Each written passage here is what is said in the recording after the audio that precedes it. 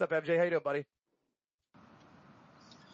Will Ospreay has beat Kyle Fletcher twice since Kyle Fletcher did beat him initially. It is twice. I knew he won the cage match. Jesus. Yep. So Kyle Fletcher won at Full Gear. Will Ospreay then defeated him in the semifinals of the Continental Classic at World's End. He then won the blow-off match in the steel cage. Right. Okay. I forgot about World's End. The reason I felt the need to correct that was the following. One of the biggest problems AEW has in making stars is they keep introducing stars, and they keep telling you that these people are stars and game changers. So Will Ospreay cannot come in and lose a feud to Kyle Fletcher, who is an up-and-coming star. Therefore, he has to go over in the feud because their priorities are Will Ospreay. Right. What does that do to Kyle Fletcher? It relegates him to basically being a B player. And this has happened over and over and over again. Yep. Because AEW keeps bringing in talent that people that follow AEW, sickos, or people who watch New Japan or wrestling fans on the internet, they are aware that Will Ospreay is a star overseas. But the North American crowd, who does not really give a shit about Will Ospreay, to be honest, they don't know. So you can't have him lose a feud to a guy that you're also trying to make. And this is a booking flaw that exists because of a need to keep bringing in talent, because the talent you have is not actually over enough to draw. So you just have to keep finding new talent to keep people excited. And we all see that when people get overexcited about a Kevin Knight or a Josh Alexander, and then they book themselves into these spots where what is Josh Alexander doing on this pay-per-view? He's in a trios match with Fletcher and Takeshita versus what used to be the Undisputed Era. And is that on the pre-show? I don't think so. I think it's it's not on the pre-show. I think it's the actual pay-per-view, but I mean. Okay. Well, that's an improvement because I initially thought that was on the pre-show.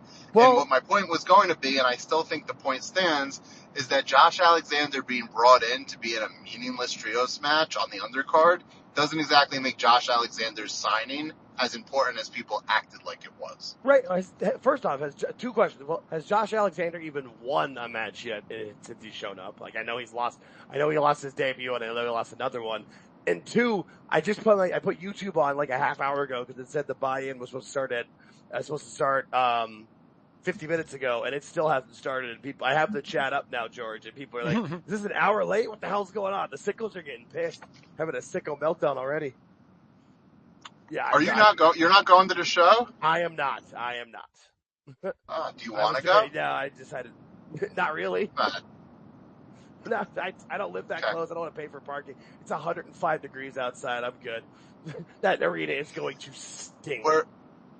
We're now at a point, by the way, where parking costs more than a ticket to these shows. Yeah. That was true at the Now Arena. That is true again tonight. This is a broken economic model. This is not sustainable. Maybe they should do the pay-per-views at smaller venues and maximize revenue, opposed to trying to show that you can draw 8,000 people, which I'm just going to take a victory lap because guessing creative to me is like cool. It's fantasy booking.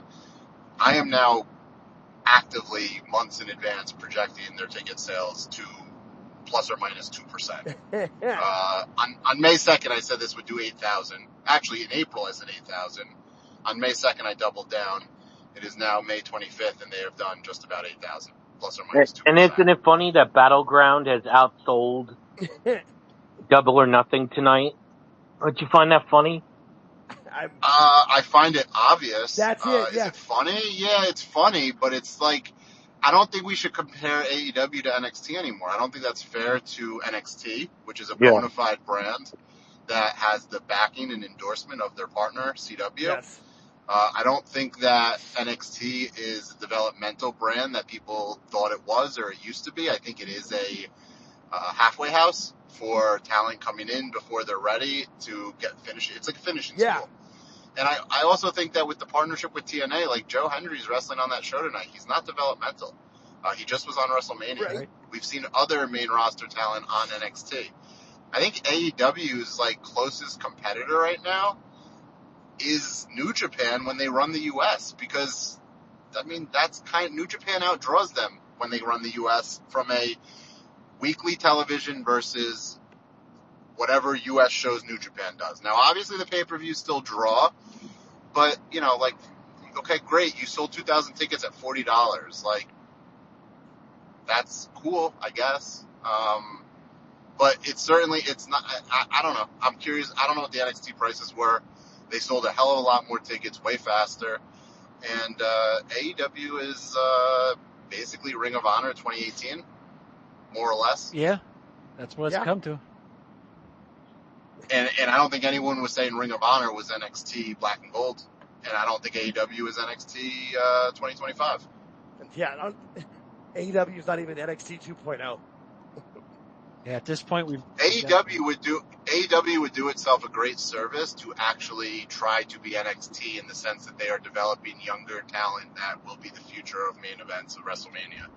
If you look at WrestleMania this year, it was littered with people that all came up during NXT 2.0 and or before. Mm-hmm. And AEW they don't have those talents. Who's wrestling in the big matches tonight? Will Ospreay and Hangman Page? Yeah. Tony Storm, Jamie Hayter. Ooh. They're not exactly developing new talents to present to you. They are giving you talents that, quite frankly, were more popular in 2018. True. Yeah, and all true. The Anarchy and Arena match that nobody cares about. The Death Riders and Young Bucks. Featuring your veterans on the roster who you're still trying desperately to get over as something more than what they are, because what they are they're on the downside of their peak. Talk about Mount Everest. Well, the Young Bucks, Claudio, Wheeler Yuta, Jon Moxley are all on the backside of their popularity and their peak, which you can argue was with AEW, but was with AEW several years ago. Right. Yeah, at the beginning. Back when Wild Thing was the entrance theme, yes. The good old days. And back when they had people on the if you go back and watch some of those shows, it's hard to go back and say that AEW did not catch lightning in a bottle. Unfortunately, lightning in a bottle sometimes is momentary. And right now what they're doing is still trying to find a bottom. They had the highest rating of the year 2 weeks ago, and then they had 100,000 average drop-off. Yeah, and you can say it's due to... And you for the go home show, and you can say that's on an NBA game though. Okay, fine, but you can say in the main events, all right, those were the main event. The final few segments were in the 400,000s, which shows me they're still making new lows intra-show. And I caught wind of that Meltzer tweet about the NBA, and a lot of AEW fans were the NBA fans. When the NBA is the lead-in for AEW, they celebrate how high the AEW rating is. And it's not the NBA, it's AEW. But when AEW's rating is low due to NBA competition, it's because of the NBA. Well, which one is it? Yeah. It's just like the Max ratings. When their rating's low, it doesn't include Max. When they feel like they've gotten a high one, they don't worry about that. It's funny how that always operates. And when they beat NXT, look, ratings matter. When they don't, ratings don't matter.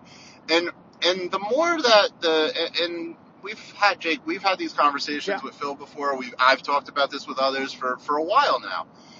At some point, the numbers do not lie, and the trends, momentary or short term, they become long term, and then they become undeniable, and then they become fact, and then they become panic, and the cycle repeats itself. And no matter how much people want to argue, and forget the sickos, no matter how much certain people that want to project or be charlatans will argue things, they ultimately find themselves back where they started, which was, maybe there is a problem.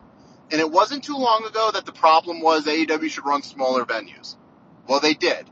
Now they have to do residencies. Yeah. And it won't be too long before, it was the ticket prices. Well, maybe then they have to lower the ticket prices. Now they're bargain bin discounts. Yeah. And it will continue over and over again in different manifestations because the leadership of the company, objectively sucks. Execution sucks. And I'm just objectively looking at this as a business. It sucks. You can't promote things. And look at all the outrage about WWE with moving WrestleMania, right? AEW's done that 4 times this year. Right.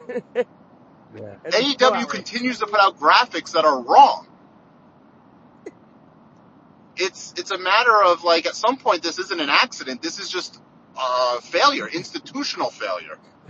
This is just your failure of a business model at that point. Yeah, on that happy note. Exactly. On that happy note, we're coming to the end of our scheduled time period here. Jake, please check your DMs for me and get back to me on what I sent you a little while ago. So when does Warner Brothers move into the triple digit channel? Sooner than later, I feel like. Or they piecemeal it off if they get sold or something. I think that seems like why HBO put their name back on Max, because they know they're going to probably branch off, but we'll see. Yeah. So next AEW on Destiny Discovery.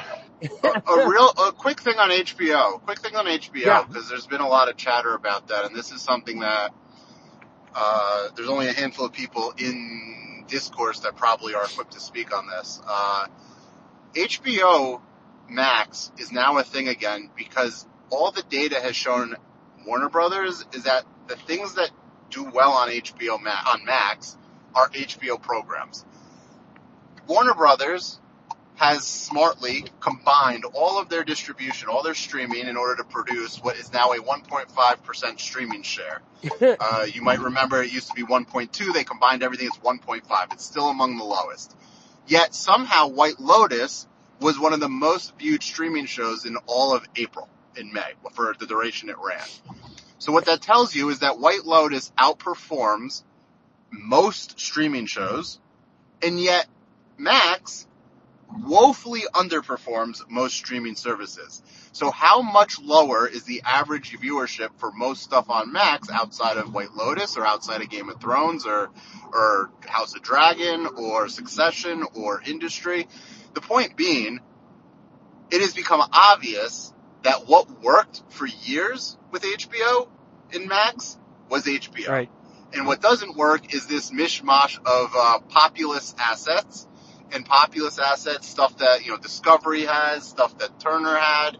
AEW would fall into that bucket of stuff that's for the common man, not for the HBO consumer. And so they have now reverted back. And they're specifically telling you we're not trying to be something for everyone. We're not trying to be Netflix. We're not trying to be Amazon. When they say that, what they're telling you, without saying it, is we are trying to be highbrow television like we used to be, HBO. And Apple TV has been eating their lunch when it comes to that. So they are now in competition with Apple TV to say, who's the HBO of 2025? When they ultimately spin off Warner Brothers and Max in the studio, and the Turner assets and the TV assets all go into their shitco, there's going to be a question. How much do we pay for assets in a company that we know will ultimately go away? The answer is $1 million question, or in the case of AEW, an $180 million question, because it's going to be hard to believe that a company knowingly sunsetting itself, trying to figure out ways to stay cash flow positive, will continue to dump money into programs that underperform. And AEW, despite whatever people want to point to with rankings, underperforms because they don't generate the ad yield that shows that cost a heck of a lot less would yield the same. So I don't care about rankings. I don't care about the viewership. I care, what did you spend to get the return on advertising? And AEW costs a fortune when you can probably put any number of wipeouts on and get the same exact advertising rate. And that is a question for a company that is yet to be determined, which is the future of whatever Turner assets are. Cool. I wish you would have came in at the beginning of the show, MJ. But no, but I'm gonna have you back as a full guest. Just check your DMs and let me know when you can do it. George, you are welcome to be Mr. 69. I put out the note a few days ago. Jake, I don't know why you didn't tell him. But George, I welcome you to be Mr. 69. What I do? Submissions are available, and otherwise I don't know if I can read your DMs, or you can even DM me right now. Did. You did? Yeah. Pretty sure I did. Oh. All right. Okay. I don't know how X works. Oh, yeah, all right. Take care, guys. Enjoy the show. Twitter was supposed to be the message anyway the last couple of days, so I get you. All right. Well, shit. That was good. On that was fun. note, Johnny Bottles is next week back at our regular time at 8:05. Don't forget, it's AltJakeTakesOn on YouTube. Like, share, subscribe, ring the bell for notifications, that sort of thing. Yes, sir. Yes. We're recording another episode tomorrow, so we'll be back pretty soon. Thanks, everybody. Have a great one. Peace out.